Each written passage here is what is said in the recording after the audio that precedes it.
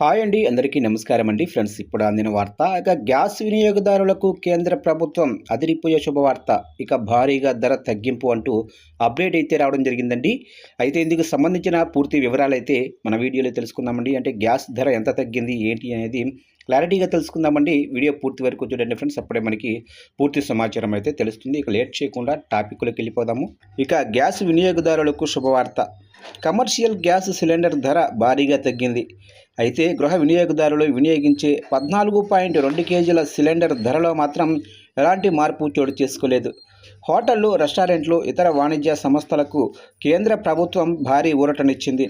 గత కొన్ని నెలలుగా వరుసగా పెరుగుతున్న 19 కిలోల కమర్షియల్ ఎల్పిజి సిలిండర్ ధరను ఆగస్టు 1 నుంచి అంటే ఈ రోజు నుంచి 200కు పైగా తగ్గించింది.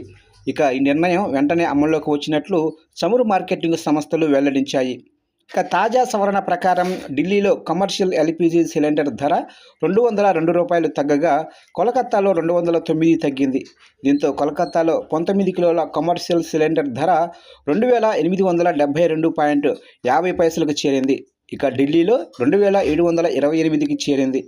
ఈ ధరల తగ్గింపు హోటళ్లు, రెస్టారెంట్లు, క్యాటరింగ్ సంస్థల వంటి వ్యాపార వర్గాలకు ఉపశమనం కలిగించనుంది.